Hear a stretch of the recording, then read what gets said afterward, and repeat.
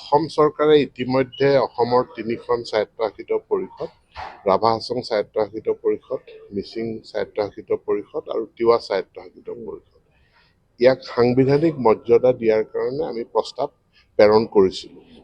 আমি নিৰ্দিষ্টভাৱে 6 শিডিউল বুলি কোৱা নাছিলোঁ, আমি কৈছোঁ যে সাংবিধানিক মৰ্যাদা প্ৰদান কৰিব লাগে। তাৰে আলম লৈ আজি মাননীয় গৃহমন্ত্ৰীৰ লগত মুখ্যমন্ত্ৰীৰ উপস্থিতিত 3খন কাউন্সিলৰ মুখ্য কাৰ্যবাহী সদস্যসকলৰ নেতৃত্বত পৃথকে তেওঁলোকৰ জাতীয় সংগঠনবিলাকে মাননীয় গৃহমন্ত্ৰী অমিত শ্বাহ ডাঙৰীয়াক সাক্ষাৎ কৰে আৰু অমিত শ্বাহ ডাঙৰীয়াই কৈছে যে বিষয়টো এটা জটিল বিষয় আৰু এতিয়া ভাৰতবৰ্ষৰ অন্যান্য প্ৰান্ততো 6 শিডিউলৰ দাবী উত্থাপন হৈছে। গতিকে সকলো ষ্টেক হোল্ডাৰৰ লগত আলোচনা কৰিব লাগিব আৰু আলোচনা কৰাৰ কাৰণে খুব সোনকালে গৃহ মন্ত্ৰালয়ে ইণ্টাৰলকিউটৰ শব্দটো হৈছে ইণ্টাৰলকিউটৰ এপইণ্ট কৰিব, যি ইণ্টাৰলকিউটৰে সকলো ষ্টেক হোল্ডাৰৰ লগত তেওঁলোকে আলোচনা কৰি ইয়াক কেনেধৰণে সাংবিধানিক মৰ্যাদা দিব পৰা যায় বা ইয়াৰ সমাধানটো কেনেকৈ কৰিব পৰা যায় তাৰ ৰাস্তা মুকলি কৰিব, এই প্ৰতিশ্ৰুতি মাননীয় গৃহমন্ত্ৰী ডাঙৰীয়াই জনাইছে।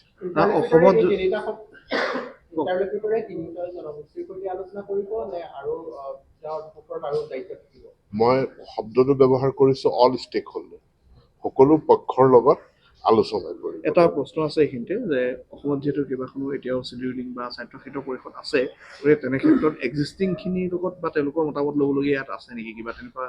চাওক, 1995 চনত প্ৰথমে 3খন কাউন্সিল গঠন হৈছিল, তাৰ পাছত 2005 আৰু পৰিষদ গঠন হৈছে আৰু শেহতীয়াভাৱেও কেইবাখনো পৰিষদ গঠন হৈছে।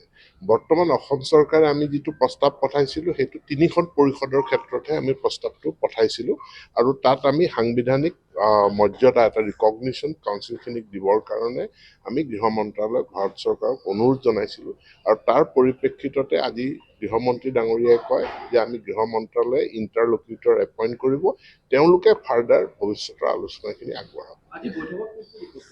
মাননীয় মুখ্যমন্ত্ৰী ডাঙৰীয়া আছিলে আৰু এই 3খন পৃথকে আলোচনা হৈছিলে। গতিকে প্ৰত্যেকখন কাউন্সিলৰ যি মুখ্য কাৰ্যবাহী সদস্য তেওঁৰ নেতৃত্বত তেওঁলোকৰ জনগোষ্ঠীয় জাতীয় সংগঠনসমূহৰ নেতৃবৃন্দ উপস্থিত আছিল, ময়ো লগত উপস্থিত আছিলোঁ। আসাম টক্স, আপোচবিহীন অসম কণ্ঠ।